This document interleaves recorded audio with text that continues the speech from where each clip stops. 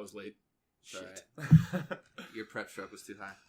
Too much. Prep. I'm excited for this one. Evan and I have been talking about having this guy on this podcast for 3 weeks now, I think, and we finally get to sit down with him today. Yeah, you've never met him before. I have met Andrew previously a couple times. So he's really tall. Yeah. And of course, the Andrew we're talking about, if you've listened to the last few podcasts, is Andrew Kain, the center tenor player for the Cadets Drum and Bugle Corps this past summer. So past 2 summers, right? Mm-hmm. Were you the center last summer too? Yep. Oh, cool. So, welcome everyone. This is Aged Out Podcast, episode 8. We're almost to number 10. Is it 8? Yeah, this is number 8. Dude, I can't keep track. We started like 2 months ago. Well, no, it's strong. like 3 months ago. It's true, pretty strong, man. Yeah. Keeping it going. As always, I'm Mike Fantini, here with me, as usual. Evan Worrell. And like I said, joined by our guest, Andrew Kain. Cool. What's up? So we'll start today. I want to just give Andrew an opportunity to talk about his history in the activity. Yeah, he's kind of got a different path to the state of Kentucky than the rest of us. So yeah, Evan and I are from here. He's all the way from New Jersey, right? Yep. So I'll let him take it away here, and kind of I'm sure we'll go off on tangents at some point. Yeah, just kind of how you got into drumming and band in general, and when you started, and kind of go from there, man. So just to run it down, my marching career. I started at Cadets 2 in 2012. It was the Corps' first year in existence. And then marched there in 2013 again. How old were you? I was a junior in high school. Dude, that's so young. the summer of my junior year of high school, yeah. Was Travis Peterman there when he first started? Yep. DP. He's weaseling his way into everything. He's taking over the world. Dude, he's smart. He's just right place, right time. Yep. Right. Takes advantage of it. So I did 2 years there, took 14 off, and then marched at the Colts in 15, and then made my way over to Cadets in 16 and aged out this past summer in 17. Awesome. So how I started drumming, it's funny. I was actually at like my pediatrician one day, just like going for a regular checkup when I was in probably like 4th or 5th grade. I don't remember exactly when. And a couple doors down, I saw a sign on the window that was like free drum set. I was like, okay, cool. Like I'm gonna go check this out. And it was free like drum set. Well, yeah, it sounds like a trap. It's like a Craigslist trap or something. What's the catch? So I walk in there and I'm with my dad, and like on the TV is some old school Vanguard, just like playing and everything. It's like one of those on the TV in your doctor's office. No, not in the doctor's office. In this place that had the sign on the window. Okay. Yeah. So I walk in there and there's Vanguard on the TV, and I'm just talking with this guy and everything. He's like, "Yeah, so free drum set if you sign up for like 4 months of lessons." Like once a week with that. So I was like, okay, that's cool. So I walked out of that store with a brand new drum set that night. So that was cool. What brand? Do you remember what brand it was? Yeah, it was Ludwig. It was Dude, like, that's solid. 4 months of lessons probably does not even come close Equal to a like new drum set. a new drum set. Was it a new drum set or a yeah, used it one? was out of the Brand new. box. Yep. Dude, that's dope. How are they not losing tons of money? Well, it was just one guy. And this guy is Where'd Tom you steal Brown. those from? Who? Tom Brown. I don't know him. He marched Vanguard snare line a couple years. Okay. And back in the day. Okay. And just lives in New Jersey. Random. He actually funds a scholarship that Vanguard gives out every year, which one of my friends at Moorhead actually got. That's dope, so, dude. Talk about a small world. Giving back, dude. Yeah, exactly. Good for him. So that's how I got started in drumming, and then from then I was just super inspired by my high school's marching band. Like, always thought that was really cool. My dad marched drum corps. He was in the Patriots. What? However many years ago that was. Not to date him. Never back. even heard that. Right. And I'm just over here like, yeah, I saw the movie Drumline. Gross. Wanted to do it. But yeah, he played trumpet. So I actually played trumpet in 4th grade and was like, nah, this ain't my thing. So switched over to drums and got hooked. And then got super inspired by like the drum line and would always go like watch the marching band rehearse at the high school and kind of did that thing. And then eventually it came to my time to be in the drum line. And when I auditioned, I was the only person who hadn't been in the drum line who knew what tenors were. Just because like I had been to drum corps shows with my dad like since I was like 7 or 8 years old. And I actually had a Zymox quad pad before I was in high school. Dude, like one of the, I guess, like this. Yeah, like the new, the like small. Okay. Yeah, was it like the blue smaller. rubber or something? Yeah. Okay. It was like smaller than your standard set. So yeah, I did that, and I was on my high school's drum line, and actually, the guy, not well, I guess even the first year too, like the main battery guy was Tim Hickson, who went to my high school and he marched in the Cadets Center line for a year. You know what year? I want to say either 8 or 9. 08 or 9? Yeah. So he would have marched. Dude, I was supposed to march probably cadets 08. that I year. think actually 08. No. He might have been that dude. Was he on the end? I'm about to look him He up. got hurt and didn't finish the season by like no, maybe a week it and wasn't a half. him. If he was 09, he would have marched with Tom. Because Tom marched cadets in 09, didn't he? Yeah. Yeah. Anyway. Yeah. But yeah, and then the second year, my battery tech was Andrew Rubano, who also marched cadets I've heard that name before. 2 years, and in the quad line at the cadets. And he was like the main battery tech guy, so doing everything. And he wound up being my tech at C2, and that's kind of how I got hooked on C2. Okay. Because I was going to go out for like surf or something, or maybe Raiders. He was like, nah, come do C2. Cadets like, 2 was cool. probably better than surf or Raiders. Probably, yeah. Plus, you were learning from someone. You get to continue your knowledge from someone who marched like cadets. Right. Cadets 2, that Yeah. whole connection. All right. Right on.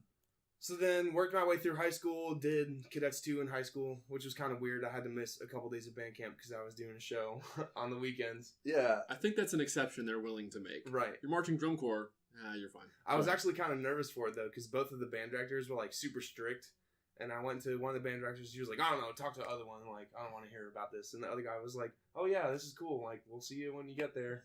Like, okay, whatever. It's like It's not like you're missing their band to do like, oh, I have this like soccer game or something. Right. It's like I'm actually getting better at my craft and like. It's like at the high school I teach at in Louisville, there was a girl that marched trumpet for Oregon Crusaders this summer. So she missed all of band camp, but she's back. She's like bored all the time. So she's better than everybody else. Yeah. And she just picks it up super fast. she's 14 too. Holy That's crap. crazy. That's so young. So Cadets 2 is like is like the weekend Yeah, Warriors it's type DCA. gig. Yeah. So I knew that most of them. I didn't know that all of them are modeled that way. I guess the weekend thing. So you'd like go in Friday nights, I guess. We rehearsed for a couple hours on Friday night, do a run through. So it's very similar to like I guess a drum corps camp experience. Yeah. Okay. Just And outside. Yeah, just outside. Yeah. Where it should be. Yeah. Because it's warmer, I guess, at that point in the summer, obviously, than going to like a cadets camp in New Jersey in the middle of winter and you're like freezing. I went to a cadets camp. I think it was in Camden, and when I went, it was not a glamorous place Right. to have audition. So But- Cadets 2, and then you did the high school gig, and so you did that was your senior year of high school. Yeah. Okay. So yeah, I did a summer and then I was a senior and then I did another I guess it's probably a good transition though, for like especially a high school kid, because one of the things that really turned me off from marching drum corps my senior year of high school, like I had the opportunity to basically march Glassman in 07, which would have been just graduated high school March, but I don't think I was mentally ready just to handle that beating all summer. Right. And G West completely turned me off because that housing site that they had was a complete crap Not hole. good. I mean, I was in the same boat. My senior year of high school, I almost made Glassman for the 09 summer, and I ended up marching the next year at Blue Stars. But after that experience, looked back a year. I was like, I was not ready for this a year ago. I would have. I don't know if I would have made it. I don't know, like physically made it. I mean, like I just wasn't mentally or physically at that level. I mean, even that first summer in Thin and after a year of college was super hard. Like it's just beats on you. So would you say that was kind of like an easy transition? Yeah, it was nice getting the ass beaten on the weekends and then being able to recover during the week. Yeah, just go home, sleep in your bed, Right. get back to real life. That brings something up that I've mentioned to him a lot. Because him and I have like sort of gotten into fitness, kind of pretty weightlifting and stuff. And the way the human body works is you got to have recovery time, right? Right. On tour in DCI, you never do. Right. Your body just continuously gets beat down and beat down and beat down, and so I feel like it works in DCA to have that week off. They can beat the crap out of you for 2.5 days, but you're going to come back pretty strong. Like you're going to come back stronger because your body's then got 5, which is more than it needs, but it's still plenty of time to rebuild everything. Right. So having done both, obviously there's less rehearsal time in DCA. Yeah. But do you think that having that break, how do I want to word this? I can't. You know what I'm getting at? I think I kind of understand what You you're get saying. the recovery. You're not getting the rehearsal time as far as getting the consistency. But does the you do recovery get time for the body make up for that some, you think? I think it does, definitely. I would feel like fresher, obviously, coming in at the beginning of the weekend than at the end of the weekend. Mm-hmm. But when you're doing it every day, you get conditioned a certain amount, and like it becomes easier, obviously, as the summer goes out. Yeah. As far as like injuries are concerned, if you get a stress fracture on tour, like it's gonna be a stress fracture until you like literally stop. You can't just. It's not just gonna go away. So that on that aspect, it was nice because if I like rolled my ankle or something on the weekend, it would be fine by the next weekend. Yeah. But as far as physicality is concerned, I've even told the Cadets 2 guys this summer because I was with them for the last couple of weekends because their finals was Labor Day weekend, And I told them, I was like, Cadets 2 is so much harder than Cadets. Just because it's like the cadet rehearsal technique times 10 because you only have 2.5 days to do it. And they're trying to cram it all in the weekend. Yeah. So you don't get that conditioning by doing it every day. Right. Do you think you could find a middle ground where DCI give the corps 1 day off a week? Like DCI implements this, mm-hmm. like Sundays or Saturdays or Thursdays. I don't care what day it is. You are not allowed to practice. I think that would be really beneficial. Once a week, 1 day a week. No one will do it unless DCI forces them to, because the Blue Devils do it. Well. To a degree. Because no one's willing to give up that rehearsal time. Yeah. Because they think it's going to hurt them that much. Having learned what I've learned about the human body and fitness and muscle growth and development and getting stronger, there has to be some upside to that. I think too many drum corps would view it as like a waste of time. Yeah. Even though it's not, like you're setting this aside to recover, but they'd just be like, man, we could be doing something right now. Right. Or maybe if it was just during like spring training or something. Yeah. Yeah, where you're all centrally located in one spot. That would be fine too. Yeah. I don't know. But because even professional athletes, now granted, this discussion's happened a lot comparing drum corps to a professional sport. Athletes have to perform once a week probably. Well, baseball and basketball, it's multiple times a week, but it's not every day, 12 hours a day. Right. Like a friend of mine, she studied exercise physiology through graduate school and everything, and she was like, yeah, most professional athletes' weight training and cardio training programs are 5 days a week. They take 2 full days where they are not allowed to do anything. They might stretch or something, and that's it. And I don't know, if professional athletes are doing it that way, and you want to treat these people that do drum corps as you basically are a professional athlete. Right. Like, minus the money, obviously. But for all intents and purposes, you're a professional. It's a big minus. Very opposite. But yeah, minus that, you're basically, in my eyes, you're a professional athlete. Especially if you're in one of the top 12 corps at that point. The difference to me, though, the professional athlete comparison, though, is they do that preparation and training all year long, basically. Right. Also true. Not just for 3 months out of summer. But. That's something else. I think you should be doing. Drum corps members should be... I want to do an experiment, and I've told him this. I might have even mentioned it on here. If I get the opportunity at some point to work with a drum corps, I would want to... And the hard part is you can't enforce it because everyone's dispersed all across the country in the off-season, during the camp season. I want to, like, after the drum line is set, or you could test it with a snare line first. Just do one subsection of the battery. And they make it, you physically evaluate their bodies. Where they're deficient, where they're strong, and you develop a tailor-made workout program for person A. It's like, all right, dude, you're going to lift 4 days a week, and you're going to do cardio once a week. And then you're going to do this, whatever. And as you come in to spring training with more muscle mass, and I don't mean lung capacity. Right. I'm talking size, muscle endurance, strength. It's going to be that you're going to be that much better off because both summers that I marched by finals, I couldn't do anything physically but that show. Yeah. March and play that show. I had no muscles on my body. I was like an extreme marathon runner. Like, I couldn't do anything but that show. And I just remember thinking, like, just, if I would have come in 15 pounds... Blue Coast and you guys didn't move. I'm just kidding. We didn't move a whole lot that summer. That's true. But I don't know. I would love to do that because I think now of how much stronger I am physically now than when I was marching. Yeah, I don't have the endurance I did, but I could probably march a drum more effectively right now with the strength and the way I'm conditioned right now than I could when I was doing it. Right. Because I've been taking my physical health seriously and diet and all that stuff. I think it just all goes along with treating yourself like an athlete first because you are. when you do drum corps, in my opinion, you're an athlete at that point. Yeah, you're also a musician, but I don't know. Well, swing back full circle here. Now that we got on that tangent, which will happen, but that's all right. So you did the Cadets 2 thing, graduated high school, and then we were talking, I guess, a little bit about this before we started. You, I guess, at that point were in the middle of auditioning for like what you want to do for college. Yeah, moving along. Yep. And you said you went to a bunch of different places. Yep. Across the country. Didn't care about where. So UMass is pretty close to you, right? No, it's pretty far. Still. Is it? Yeah, it's like 4.5, maybe 5 hours. Okay. I guess maybe I'm thinking relative. 4.5, 5 hours from home. Butler in Indiana. Is that what you said? Mm-hmm. And then Moorhead. Yep. State here in Kentucky. North Texas? North Texas. Yep. You went to North Texas? Yeah. That's a long haul, too. Yep. That's a big school. Oh, yeah. That turned me off. Just because how big it was? Yeah. Yeah. You get to learn from GAs until you're like right, exactly. Yeah, I was talking to Mark Ford, and he was like, yeah, you'll be one of probably like 70 freshman percussionists. And I was like, what? It was literally like 70. Holy cow. That would be insane. Yeah. But yeah, and then I also went to Middle Tennessee. Okay. Auditioned I'm for from Lalo. Lalo there? Yep. Yeah. Mm-hmm. And then just a couple local colleges. Rowan University. Not Rowan University, but Rowan University. Rowan University. Yeah. Dude, Lalo's sticks, his like concert percussion sticks or whatever, they feel great. Yeah, I like them too. Those ones that I have in my house, they like have some weight to them.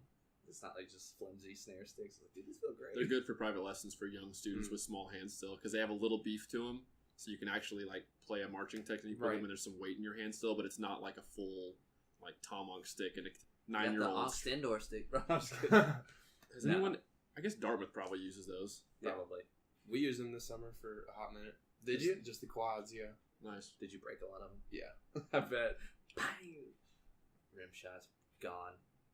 So, Moorhead State doing the whole college gig, and you said, was it, I guess, just like the persistence or like his desire to really, you felt like you were wanted there, that drew you there? Yeah, he was just really friendly. He is in Brian Mason. Yes. Dr. Mason. Dr. Brian Dr. Mason. Brian Mason. We're not going to short him. He worked hard for Apologies. Mason. He earned Brian that title.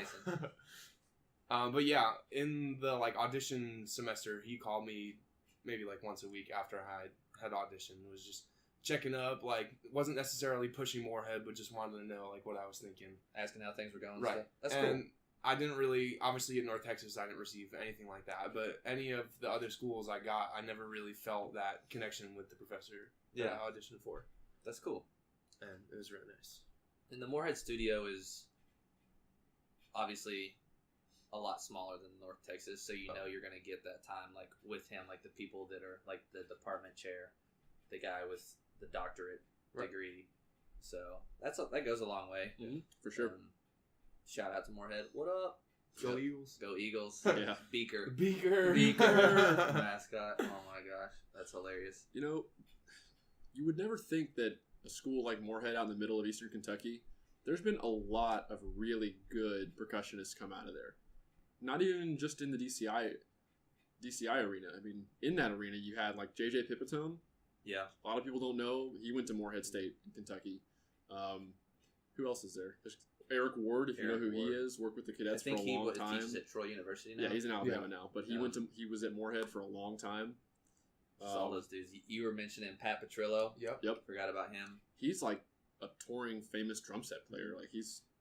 Well, I think Kevin Murphy, who's a drum set player for Randy Hauser, I think that's where he played. Doogie Hauser. Randy Hauser.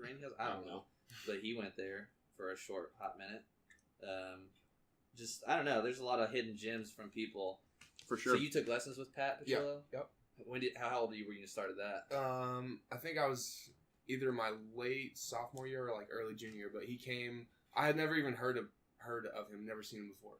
A lot of drum set players for famous people go unnoticed. It's like there's a lot of them out there, and only a few of them are really well known. Right. Yeah. Which has always been weird to me. Yeah, I had heard that one of the girls in the I was a sophomore because she was a freshman.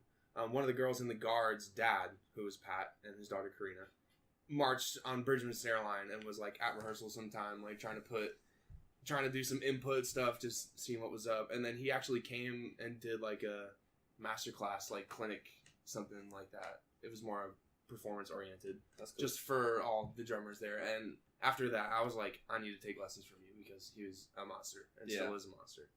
And that's how that got started. He's always posting videos of like kids he's teaching lessons. Yeah, And they're just nasty. I'm like, Yeah. dude, these kids are funky, throwing down. Yep. Like 8 It's years cool. old. Yeah, they're like playing with a metronome on a pad, just like Right. working like rudiments and stuff. I'm like, that's what's up. Gotta start kids young. Yeah, man. So that's kind of, I guess, how you found out about Moorhead from him. Yeah, definitely. Because no one would like just randomly look up and be like, best colleges in Kentucky. Let's go to Kentucky. Actually, though, Moorhead is not the only Moorhead in the United States. No, the other one has double O, I think. It's in M-O-O-R-E. like Minnesota, isn't it? It's up north, I I think. don't know. Oh, I thought it was like South Carolina or something. We'll never know. I know there's a Morehouse. I know there's a Morehouse College. It's Moorhead State, I'm pretty sure. Yeah. But it's Yeah, two it O's. is. Instead of There is the another one. one. I don't know. I wonder if they have the same Ambiguity. mascot. That'd be hilarious. That would be fun. The Eagles. Beaker. They also have a beaker. We were there when Beaker became like a devil bird. Like it Oh, became yeah. evil with a real sharp pointed beak. Right, And yeah. it wasn't like happy. Is he still like that? They Yeah. changed. Uh-huh. He makes like the pterodactyl sound call at the football game. But When's this alumni drumline happening? dude, I don't know. Mason's been talking about that Yeah. to me. He's like, yeah, when you have alumni drum, I was like, I That'd will be come. sweet. It would be throw so down. good. That'd It would be be so sweet. good. There's been I can so still many drum, good man. drummers that have come through there that are alumni now. And a lot of them are actually pretty close around Yeah. here. So Be a lot of fun. Mark Casey asked me to do the UK alumni drum line. I was like, Did you go to UK? No, I didn't go to UK. So He why was like, would yeah, you- we're trying to get other people too. I was like, it's not an It's It's alumni. not an alumni drum Right. line. You're just trying to cheat. Right. You're cheating, man. I know a bunch of people that do that too. Like Flack still does it and stuff. But I'd go back there. I have not set foot on Moorhead's campus since I graduated in 2013. No group I've they worked like with. built a bunch of new dorms and stuff now. Yeah. I'm sure it's different. But All right. Duck is gone. Again, getting us back on track. So, chose to go to Moorhead. so I guess you took a year off in 14. Was that your freshman year of college? Yeah, the summer of my freshman year. Okay, and so then you ended up at Colts. How'd you get hooked up there? I actually auditioned for Crown and Cadets that year and was cut from both of those places. Okay. And then a guy who marched in the Cadets Quadline, Tim Seppi, was the quad tech at Spartans that year. And I was just talking with him, and he was like, yeah, you should come do Spartans. And I was like, well, the reason I was cut from like Crown and Cadets is because I didn't have any world-class experience. Yeah. They wanted me to go somewhere else. So he marched with Travis O.P., who was teaching at Colts, and that's how I got that hookup. Okay, cool. That's solid. Yeah. Solid gig. Get the full long tour experience. Right, yeah. See, kids, everyone starts somewhere. Very few people, we've said it before, we'll say it again. Very few people start at the top. They're Blue the coats are my favorite. I'm gonna march there. Yeah. Well, those people that do that are the exception. Normally does not happen that I'm way. the exception. Public service announcement. But yours and I like had flip flop experience. Like you weren't feeling the Crown vibe, and vice versa. I guess they weren't feeling you. And Right. I was feeling the Cadets vibe, but then things happened and they kind of burned me, and I was like, "Screw that! I'm never going back there." Right, yeah. Yeah, I was cut. I was actually basically in the line in 14, and then was cut super late. At Cadets? No, yeah, at Crown. Okay. Was cut super late, like maybe 2 months before spring training, something like that. At the Was Bricky still there in 14? I don't think so. Oxyard? Josh Bricky. Oh, I thought you said Ricky. No. I don't think anybody that was there then when you got cut is still there now, except maybe Hannum. But Right, yeah.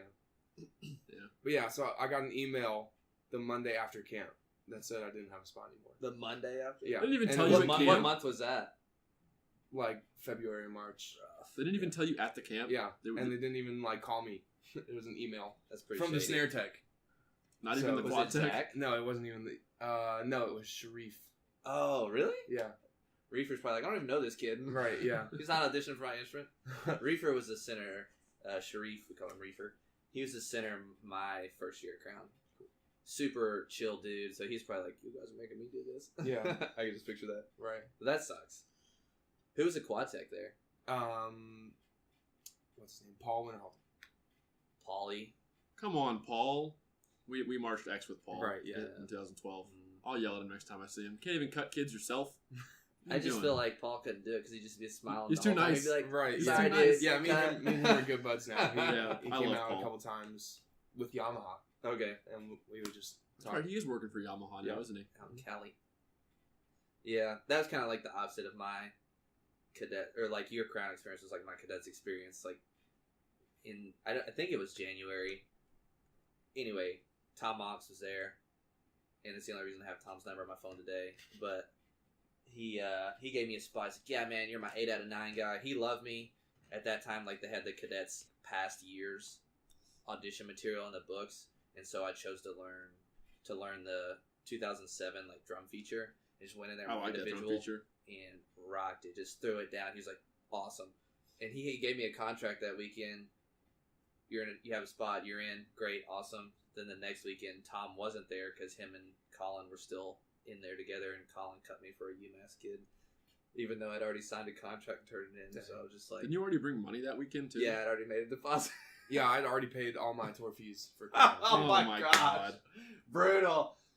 Oh, yeah. So I was super salty, pissed off about it. I actually went home and burned my Carolina Crown lanyard. I set it on fire. I don't blame you at all. Some sending the bad juju their ways. Tom called me. He's like, dude, I'm really sorry about the way things happened. We want you to come back. I was like, I don't want to come back. Yeah. Like, clearly Colin doesn't want me there.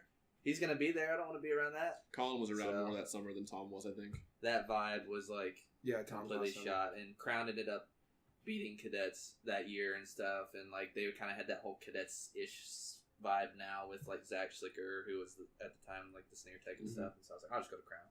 Whatever. It's a pretty good choice. Yeah. So it worked out. That's funny. Yeah.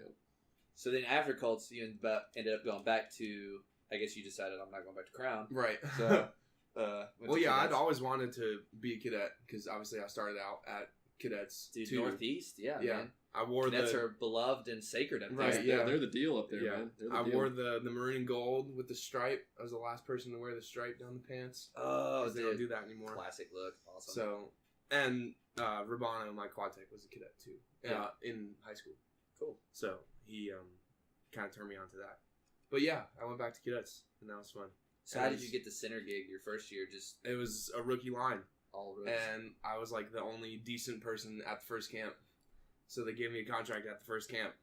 And then they're like, find other people to come. Yeah, basically. So, recruit. so it was funny. We actually that was one of the years that Cadets Winter Percussion was around, and they would always rehearse at the same housing site that we had camps at. Okay. Yeah, so we like recruited a couple of them to just come out, and 2 of them made the line, and then the other 2 dudes were UMass kids. Okay.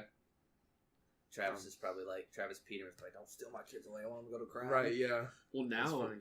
Travis has set up the whole George. He's moved on to George Mason Yeah. University, and saw their that. audition packets for Crown and George Mason are the same. It's the Yeah. same package. He made a post about Yeah. it the other day. He's like, for the first time ever. Right. It's the exact same. It's smart. Yeah, why It's not? smart. Right. Set up a feeder system. Basically, Yeah. that's what he's trying to do. We'll get into this later, but I think that was kind of a big mistake of the cadets organization to let that Oh go. yeah. Because they were good. Right. Yeah, They were and it was good. just like a direct connection. I think part of the issue that I've heard through the grapevine is that George Hopkins had with it was the money that it cost, and also not all the kids that were in Cadets Winter Percussion were going to cadets. Some of them were going to Crown, so he's just like, why are we doing this to benefit somebody else, probably? But it's still benefiting you But too. it's still, I You're think, still was getting kids benefiting from them. it. Right. But that and the money. Yeah. And they're probably at the time using some of cadets' equipment. I Oh would yeah. assume. Definitely. They used. Especially the front. Yeah. which It's is- funny. They actually used the drums from 13, like the yellow wood stain like drums. Oh, yeah. For the deconstructed show, so they like took apart the drums and the quads and everything, and then we used those same drums at spring training in 16. So they were like falling apart, like super mess, like missing parts and everything. It was like, wow. These carriers weren't put back together. This doesn't have a lug. This, Right. this quad shell's held on by one bolt or something. Basically, yeah. It reminds me, in 2010, we had the 09 Blue Stars drums, but the carrier I got, I forget, never found out whose carrier it was, but it was falling apart. I used a broken, messed up old Randall May for all of move-ins of my first summer, getting my butt kicked every day. The post, the Yamaha, or it was Pearl, but it was when Pearl still had posts, because we were like one of the first groups that used those like Pearl black wire frame carriers, Right, yeah. with the J hooks again. And our new drums we got eventually towards the end of spring training had those. But the ones from 09 still had a post, just like the Randall May carriers do for Yamaha. Randall May at its finest. At least 5 times a block, my post would come loose and my drum would just fall off. Like I'd be mid rep sometimes, my drum would just go and like not fall off me, but like just drop down like 3 inches on the carrier, and I would just like hop out of the rep, like gotta grab the hex key, be right back, put it back together, and jump back out. It was so annoying. A lot of drum corps use beat up old stuff for spring training until they get their new equipment. Yeah, it's like somehow the gear from the year before just disappears, and all of a sudden you're using harnesses from like 3 or 4 summers. And even ago. if it was the gear from the year before, somehow you do a number on the equipment over the course of a summer. I mean, all that transportation, all that wear and tear, but I don't know how stuff's that beat up. It's just one summer. It's just one summer. I think part of it is whenever we would like bump our drum on something at either group I was in, and even at Rhythm X, the joke, we'd all laugh and go, "Get new ones next year." Yeah, basically. Well, yeah, like, get new ones next year. So like no one really day like one you get it. Nobody cares that much. I don't want to say doesn't care, but even with the new equipment, like you might bump it on something, or say you drop your drum a little bit and it nicks the rim. Whatever, get new ones next year. Yeah. It's kind of crappy to say that, but it's true. Well, out of your marching experience, I guess, what would you say is your most enjoyable summer experience on tour, memorable year, favorite year, I guess? I think probably this past summer was my favorite year. Although it was not the greatest scoring wise. Yeah. Like the whole vibe of the drum line was just super awesome. Everyone was super cool. I didn't not like anyone. Like everyone was super positive all the time and worked really hard. And you guys were really good. Right, yeah. That always helps too. You guys were jamming. And Angst, man. Dude, yeah, like we said, I mean, I would go back, if I had to audition this summer, like, for drum corps, I would go to Cadets for Angst. That was my bread and butter when I was in high school. That's what drew me. The first, like, ever recorded video that I saw on, like, the internet, on my dial-up slow internet, it was a 3-minute video that I would have to load for 15 minutes to watch. And it was a Cadets 2000 drumline video. No, 2001. I apologize. It was 2001. And I was just like, yes, this is the most amazing thing I've ever seen. Yep. But for me, it was Cadets 2000, that Millennium show. Yeah. I was always a big fan of that one. Yeah. Well, that's cool, man. I'm glad that you guys, or like you had a great experience this summer. Hopefully, because we've been speculating a lot. Yeah. We've been speculating a lot over the past 3.5 months about you all in that show and that things that were going on and stuff. And just our like confusion on placements and. Before I want to get into that, but before we do, how much was Tom around? I have talked a lot about this. I said a lot about it at the banquet too. But compared to Colin McNutt, it was night and day difference. Like, not to bash anything that Colin was doing. Like, he did a great job with us, and I still really enjoyed talking to him. But he would, like, be in the box most of the time and, like, run percussion ensemble and run ensemble. And he wasn't really on the field too much until the last couple of weeks of tour. But Unks was on the field basically every single day that he was on tour. Like, in spring training, on tour, in the heat of Texas, he was there. Flip-flops on the turf, yes. That's awesome. Did you all know, like... That's kind of how Lee was, though. When Lee was in there, he'd be in the box, but then he'd just get out there and be like, again, go back, do it again. I'm trying to think back, because that was 7 years ago now when I marched for Tom. And that was in that... I feel like he did, like, a reassessment period when he left Cadets the first time, and was at Blue Stars for 3 years, and then went to Crown for a year or two, and then took a year or two off, randomly interspaced in there before he went back to Cadets now. I don't think... He was with us a lot. Like, he'd be on tour, and he was around with Drumline a lot. He basically ran ensemble rehearsal when he was on tour at the Blue Stars. And then the worst blocks, not the worst blocks. We always knew we were getting our asses beat when he came to battery sectionals and his shirt came off. When he would come out and that shirt came off, all right, guys, this is going to suck for 3.5 hours, but we're going to get a lot better. And the techs would end up just like, he would just do it. The techs would just throw a tennis ball back and forth, and he would just go. Right. Out of set. Yeah. Reset, out of set. Yep. That's his thing right there. Reset, out of set. Dude, reps get you so comfortable, though. Even if you don't feel like you're getting better, you're getting comfortable with everything. The direction changes, the drill and the music together. And just that's what it was. The day in particular was around the Atlanta regional time, and there was a chunk of our second chart that was like tempo 210, and we sucked at it, and we were afraid of it. So he basically just beat our ass for 3 hours on that same tempo 210 chunk for 3 hours straight. There's times to talk, and there's times to we're just gonna do this. No talking, just reps. Yeah, he's one of the greats.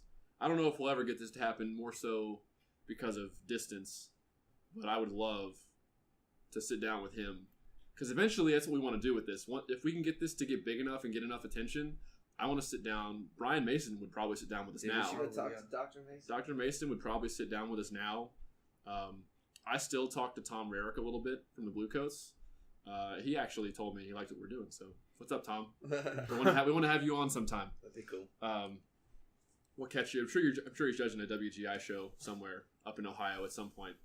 See if we can snag some time with him. But just some of the bigger names, because they've got the real stories and the real insight behind the scenes. And between him and I, we've met a lot of them. Like, I marched for Tom Ungst, Tom Rarick, I know, Mike Jackson, Roger Carter, Lee Bettis, Andrew Zach Markworth. Schlicker would be a good one to sit down. Andrew Markworth. Like, we want to get. So if any of you guys are listening, contact us. We'll figure it out. Hit me up, bro. We'll figure it out. That's cool, man. But so yeah, Tom, legend, glad he's back. Did he sign like a 3-year or 5-year contract? Yeah, something like that. I'm glad, because That's awesome. like that way people know like he's gonna be there. Right. So if I go march cadets, I could stick it out with him for the long haul. If I have 2-3 years left to march, and he's gonna be there and build that thing up, and I hope that he does, and I hope that because he's been around that program for so long, I feel like he has a good relationship, or at least knows George Hopkins well enough to be like, when George is like, we should do this, and if it's not a great idea, Tom will say, no, we should not. Oh, without a doubt, Tom does not because care that's about anything. stupid. Well, we've said like the guy that taught me to drums, Damon Smith, he was a cadet in the early 90s. Eric Ward's the Moorhead guy. I've heard so many stories from Damon, because Eric Ward taught the cadets for a long time, was close with Tom and stuff, and Damon was around a little bit for a couple years helping out here and there.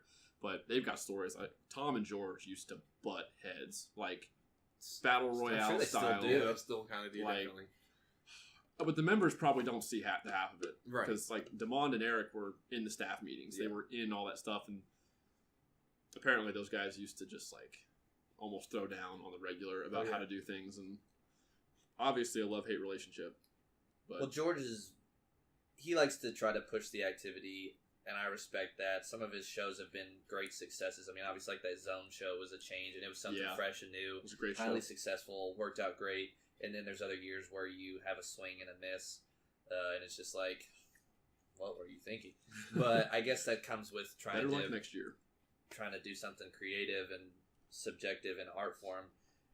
The last few years have been, for me personally, it's just like, you guys execute what you're given at a very high level, but what you're given to me is just like not. I've said it before. I don't know. I would not. Favorite thing. Yeah. Not my favorite thing. I would not have been happy if the show that you did all summer this summer was the show I got to do for my age out. I didn't.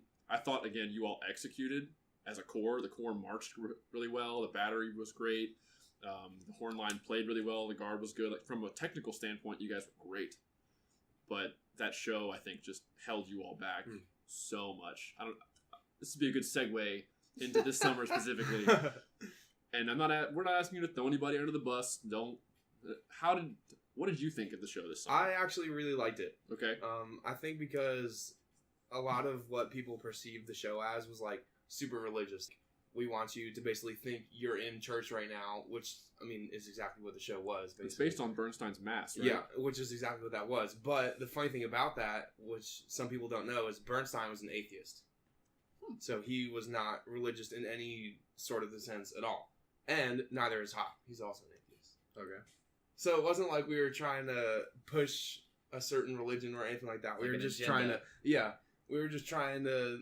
Well, I mean, not really we, but the design staff was trying to just get people to believe in something, like regain faith in something, or try to do that. But as far as the actual show is concerned, I thought it was really cool because it's like a cadet history show. Like, the cadets have always been a big proponent of Bernstein music, and they've played this kind of music before many times. Yeah. So that was cool, being like a part of that. it's probably a big reason the Cadets history playing that music and why you all were able to do it. I feel like because so many people have trouble getting the rights to Bernstein music, and that was a big problem this summer too. Like George and Drew Shanefield, who wrote the book for the brass, had to do like weekly meetings with the people at the New York Philharmonic or something. But like they that. very particular. oversaw everything you all were doing. With like how the arrangements are choreographed. Crown got denied one year that I marched. We tried to do a Bernstein piece, and they're like, "Nope, can't do it. We don't like it." Yeah, we were in spring training and still didn't have all the rights for all the music. So that roll of the dice. Right. Risky. For those of you who saw the show, that's why at the very beginning of it, they were like, the Cadets in partnership with the New York Philharmonic, like we had to do specific stuff to actually like abide by the rules. And there was even a couple sets where they were like, we don't like how this is in 5/4. Can you change it? And something like that. So like literally down to the nitty gritty. Wow. Just sending them scores to just come through and Yeah, stuff. exactly. I would imagine. I wonder how much that affected Tom and his writing, if they were very impactful on that. Like, you can't do this. Right. It's not. Yeah. Wow. And I think a lot of that, too, kind of filters in with some of the comments that obviously we've heard on the judges' tapes of you guys.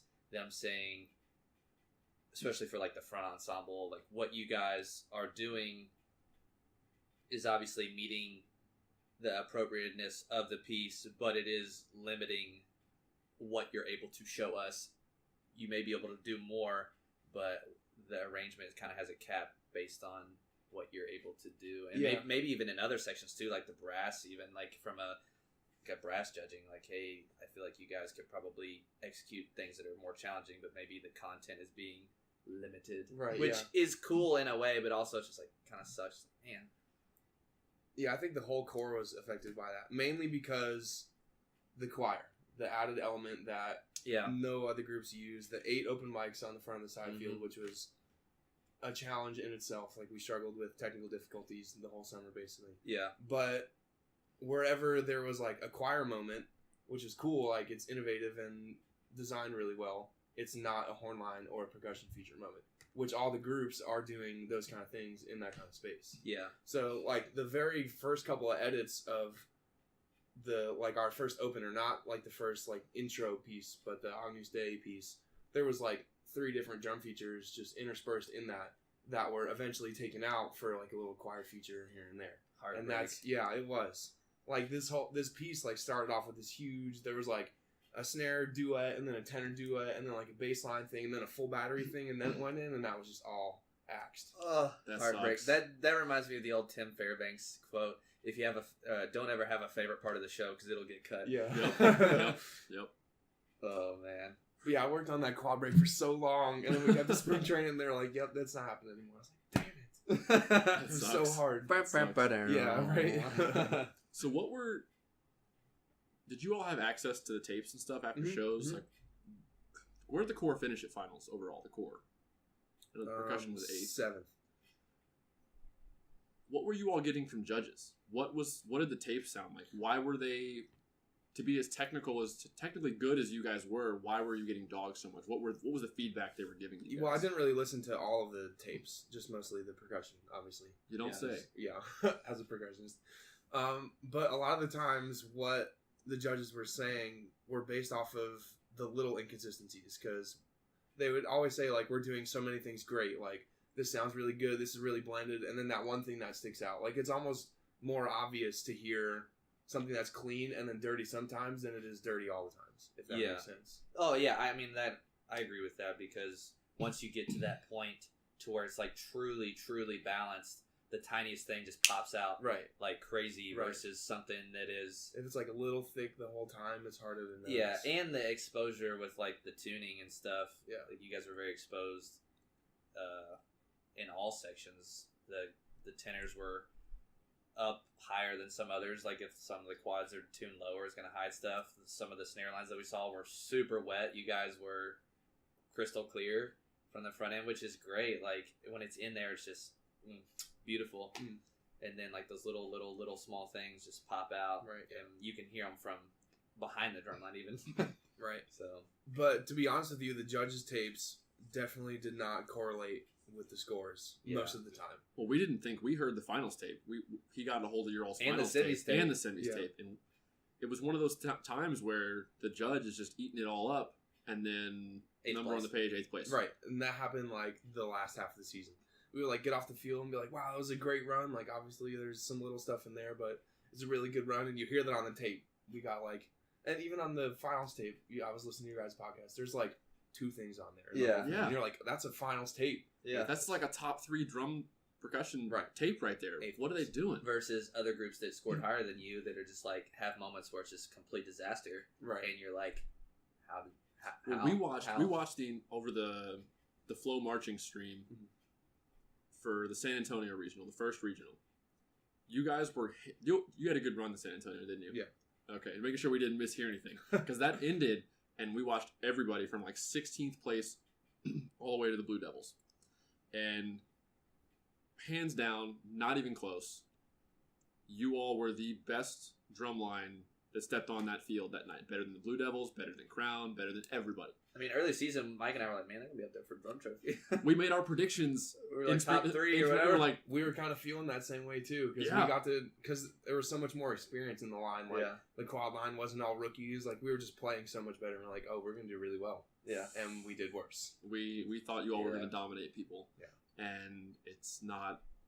I remember you all got to your drum feature, and does that drum feature from San Antonio stick out in your brain as something that was awesome that night? Not really in particular. Okay, it's hard to remember. Yeah, I know it's a dumb question, whatever. But we were sitting there, and you all got to that part of the show, and it came across at least as flawless. Like we were sitting there, him, me, Aaron Bailey, if you know who he is, Ben Thompson.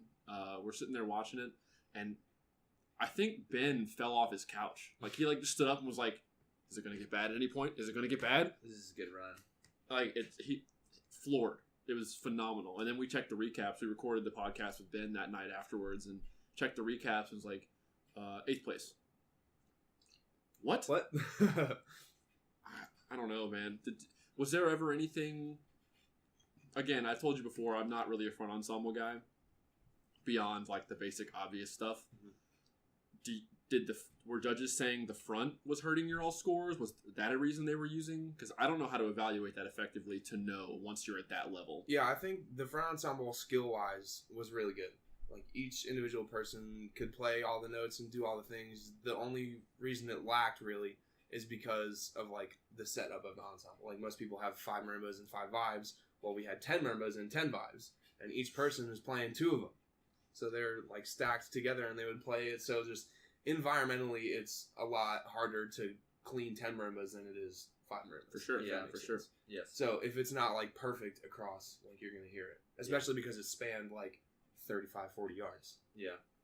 That makes sense. It's a wild setup. It was cool. It was cool. I've never seen that, but I was like, what a reason I've never seen anybody do that. Right. It's yeah. ballsy. Yeah. It's like they're splitting a lot of stuff. Yeah. Like runs that would go down the line. Wow. That's cool, but lesson learned hopefully on that one. Right. Yeah. Moving forward, let's not try to do that. Think Tom will get Neil Larrabee to come back ever? I was actually thinking about that the other day. I was like, ooh, what if it's like return of the old school cadet percussion section? Yeah. Because Neil is like, is he like running Vic Firth at this point? So. Like almost essentially running Vic Firth or one of the top guys? Yeah. I don't think he'll come back then. No. If he's like running a massive company like that. Right. Yeah. Too dependent. People rely on that, but who knows? Who knows what'll happen? But that's good, man. How I'm many glad age you guys outs had a great summer. Good for you guys. Mm-hmm. So how many age outs were there in the We battery? had 2 on the quad line, me and then another dude on the end who marched matrix. A couple dudes on the snare line. Let me count. So you had Tony, Ben, Nate, Charlie. Probably missing one. I'm just gonna say 5 because I'm probably missing one. 5 on the snare line, and then 2 on bass line. That bass line was filthy. they were good, man. That bass line was so good. Yeah, 3 on bass line. It's probably Dude, the best, I think, that was like, probably the best Tom bass line that summer. Definitely hit like the nail on the head, like the best of both worlds. Like his classic like Ram notes, but also like mixing in new age stuff. Right. Yeah. So I was like, The book was really good. Well done. The book was really good. Not that he needs my approval. Right. He needs Evan Worrell's validation. Yeah. Now he can rest easy. Yeah. What other groups did you get to see? Like, what did you think of? What do you think of the Blue Coats the past couple of years? Ooh, interesting. So, 1, 2, 3, go. That's a lot. That's a lot to take in. You're not going to offend me. No, I'm not trying to offend you anyway. I actually auditioned at Bluecoats in 15. Yep, after the 14 summer. Okay. Didn't make it past callbacks, so that was played cool. too hard. Yeah, probably. But I'd always like really liked the I don't vibe. know. They played pretty hard this summer. Yeah, they did. I liked the vibe of the Bluecoats. I thought their books were always pretty cool. Like when you were in it, I thought it was really cool and it was jamming. And I can't even tell you how many times I watched the drumline from 14 on YouTube, just like That was the trying to tilt year. Yeah, that was a good drum line. Yeah, just like playing along to it or whatever. But then the past couple of years is where it started to go south a little bit. I think just because of the way that their shows have been developing, where it's like less drum core-y, if that makes sense. Yeah, It's less traditional, yeah. Right. Especially with like the changing uniforms and stuff like that. I just kind of thought that the like badass swagger of it kind of turned down a little bit, and like the bando commando turned up a little bit. If I could makes see sense. that. Like it was more of a hype than it was like trying to be good. I think Like, they're I like, can see "Oh, that we're because Bluecoats." that's like exactly what Mike's brother always says, because he knows absolutely nothing about drums, but he's like, but he's been He exposed could always to have- it. yeah, he's been to been drum around it, corps obviously, shows. He 'cause watched of me you. perform in indoor, outdoor, so he knows what's good. and he always liked the like militaristic uniform Like the badass approach, traditional. like Right, you were talking right. about, instead of the indoor uniforms. He just looks He so laughed. stupid. He's like, He- you all just look so dumb. You just took it from something that could have been cool and made it super dumb. Yeah. And this is background. My brother Football has player. been an athlete his whole life, like super athletically talented, like and he's a smart kid too. So this is somebody that's involved in mainstream stuff like football, sports, and as an outsider, Evan was at my house one weekend and we pulled up and showed him. We were sitting there drinking a beer, I think. He was the and Madison Scouts uniform. we showed him the Scouts uniform from this past summer and he goes, "What the hell are you guys thinking?" It looked like Lion King. It's or like if something. you and then we showed him the Bluecoat show from 2016. He's like, "This is the stupidest thing I've ever seen." He was like, "You want this to become more mainstream? Is that the goal?" He goes, "This is not the way to go." He goes, It's like you're going the opposite direction, because he relates it all to marching band halftime at like college football or something like that, and that's what he references. And he's like, people can kind of get on the board with that. Like the Ohio State University does like these cool creative shows that are fun, and the drill's cool, and they got like Superman flying out there and stuff. And he's like, this is not it. He goes, "Guys, do a 180. Go back the other direction. Yeah. If you want this to become mainstream, because it's getting too artsy, and then it's getting too." He goes, "You're pigeonholing yourself into a niche, even more so than you already are by going that direction." I was like, "Hey man, we agree with you, 100%." He goes, "In the uniforms, the spandex." He goes, "No, go back to like the military old guard style with the shako. He didn't know they're called shakos, but the hats and the feathers on top and everything." And he's like, "That's what you need to do." I was like, "I agree. That's what I want to go back to too." But the high school show I was at yesterday in Louisville, at least 3 groups had Bluecoats-esque spandex type uniforms instead of traditional marching band uniforms, and I was like, "Oh God, what are you doing to yourself? Don't do it. What are you doing? Stop! Turn back to the light. Don't do it. It's not worth it." I think you're going to have drum corps see a little bit of a pullback. I think the Bluecoats went super far in that direction. Yeah. And I think you're going to see next summer a pullback Hopefully. to find a middle ground. More like Scouts aren't going to go full on like crazy. Yes. Hope not. They're going to pull back. You're going to see a little bit of that performance stage production quality, but you're also going to have, I think Crown kind of did that well this year. I wasn't a super huge fan of their show, but I liked that they had a lot of that Bluecoats 2016 direction of stage production stuff, but at the same time, they had their moments where they just run and gun. Good band, yeah. Just good drum corps, traditional run and gun, hard music, hard drill, hard books, and they did it well. Yeah. Jeff Sack did And I think that middle ground is where I think you're going to see it settle over the next couple of years. I hope so. That's what I would like to see happen, at least. I guess one of the last few things I really want to just briefly touch on is you kind of have like a unique, I guess, experience or drumming, because you were born with was it 3 hands, thumb, index, Three hands. or 3 Yes. hands, I was 3 born fingers, with 3 hands. Well, that would Stay be away. awesome, dude. No, You could just Just 2 fingers. 2 fingers. So Yes. left hand, index, middle finger. Yes. Missing Or- about half. Half. So from basically like that second joint up. Right. So when you started learning how to do like rudimental percussion, how did that, I guess, I won't say hamper, but just force you to like, were there certain things where you had to figure out, people would say you could do with your right hand, but you had to think about it differently with your left at all? Right, yeah. I think it was a lot easier than people would imagine because I was born with it. So it's not like I had to learn it one way and then like relearn it. Mhm. It was just always just like if I picked up a drumstick, that was how I was going to hold it. Like I didn't have to change it. Yeah. Obviously, back finger fulcrum is a thing. Yeah. I guess. Playing Got those some big back open finger stroke chops rolls. for sure, yeah. Yeah. Which is nice and definitely helped my cadet experience. Yeah. But yeah, it's really not too difficult. I wouldn't recommend to really try it, but Yeah, don't cut your fingers off. That's cool though, man. As far as like your overall percussion ability, like when you play 4 mallets, like Burton Stevens, does it hamper that? Yeah, in? definitely. I have to play like traditional mallets, which sucks a lot. Okay. The like cross grip. Yeah. Thing where, So vibe, Burton grip. yeah, I have to do traditional. Okay. I literally can't hold it. Okay. Yeah. Well, there's a girl that was, I think she was the section leader for Vanguard recently, who had to do that. She played Stevens in one hand and Burton in the other because she only had, I want to say she was missing like an entire finger. Mhm. And so she was like the section leader for Vanguard. That's cool. But she had to play Burton grip in one hand.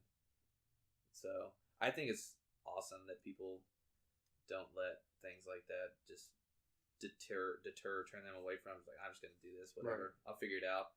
And then there's other people like, I want to be great, but they just don't practice it. Just practice stuff. You'll figure it out, dude. Right, yeah. Yep. That's cool. Yep. So I also want to ask, compare, because we've said before, like the high school marching band scene, especially from a marching percussion standpoint, in Kentucky is not good. It's just not. How does it is it? And relative to the entire nation, it's not. Relative to it's the not big the picture, standard, that's it's for sure. not. It's not that great. Is this just us being comparing it to drum corps excellence, or is where you were from in New Jersey in the Northeast is the average higher now that you've been in Kentucky and seen? Well, I haven't really seen too much of Kentucky high school because I've only been here for my time at Moorhead. Mm-hmm. But just experiencing like where I'm at right now and where I was, I don't think it's really too different. Like my high school was probably on the same level, if not maybe a little worse as Central, just because I don't actually really know. Well, you're also like in the grand scheme, I guess for comparison, like you're working at Madison Central doing your student teaching. That's a program that has won back-to-back state championships at the highest division of this state. Like that's, I guess you would consider the best band in the state the last 3 years.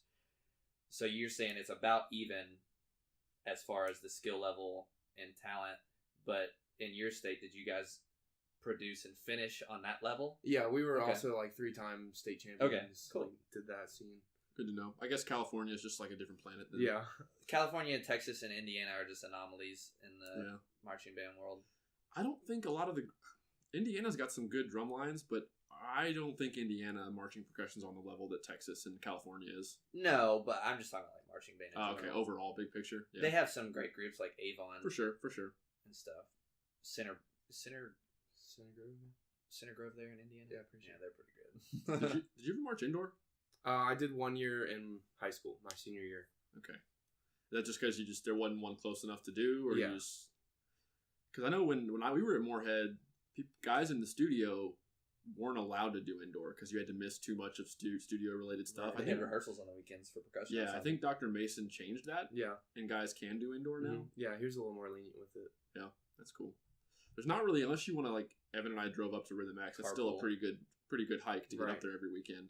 There's not really. You have Tate's Creek indoor. It's like they're world class. But besides that, there's a group in Louisville, or right outside Innovate. Yeah, that I think they finished 6th in Open last year. They're working their way up. Program. They're working their way up. They're staying in their lane. They're doing their thing. I said years ago Tate's Creek should have stayed in Open. I don't think they ever should have gone to World. I think it's they're in the middle of a hotbed. Like they don't.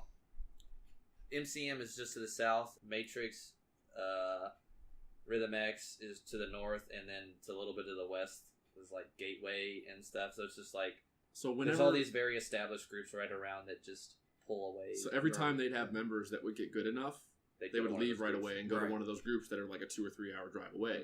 And that's what we did. Like we did. And they just needed to have accepted they're an open class group. They're going to succeed. They did pretty well, did fairly well a lot of years We met them. as an open class group. Nice. I don't know why they insisted, but whatever. That's neither here nor there at this point. Nope.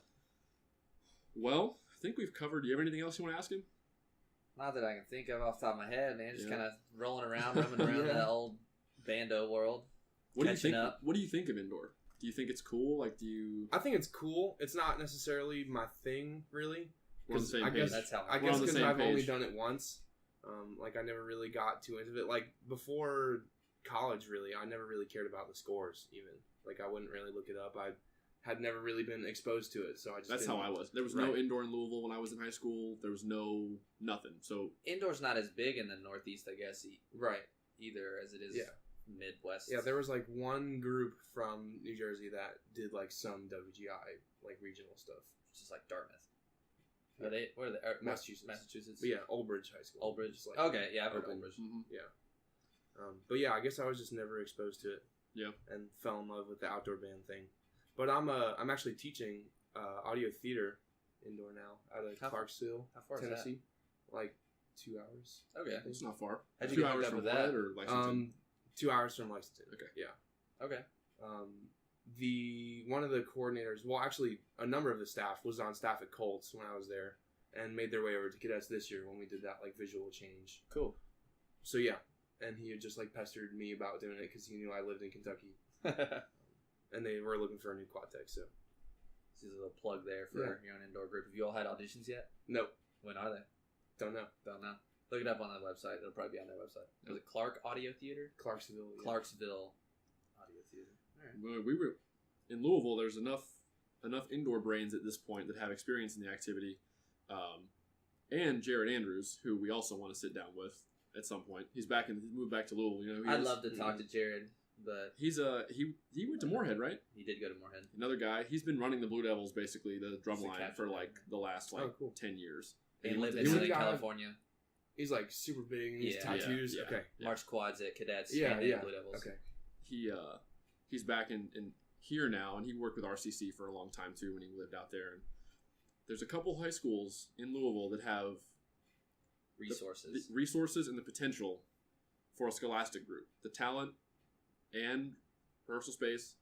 So there's enough. Like you've got like Evans in Lexington here. I'm in Louisville. You've got he lives in Jared Andrews lives in Bardstown, it's Shelby like County. 10 minutes from Louisville. Yeah. It's right down think- 65, I think.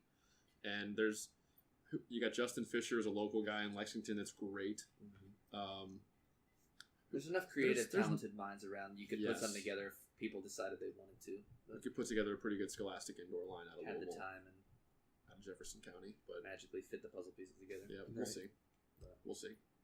Well, man, we really appreciate you coming and hanging out. Yeah, and it's been Yeah, it chatting. was nice meeting you. Yeah, definitely. For sure. We have to hang out again soon.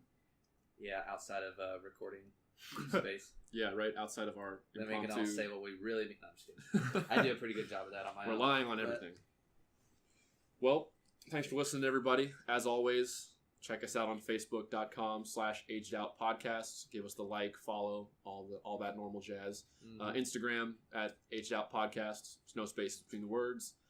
Subscribe to the YouTube channel that you are currently watching this If you have on. any questions or something you want us to talk about, comments, feedback, Yeah, we will answer whatever Send us questions you might messages. have. You can post on the Facebook group. You can email us at agedoutpodcast at gmail.com. We'll address any questions. Other than that, we'll see everybody in a couple weeks. peace.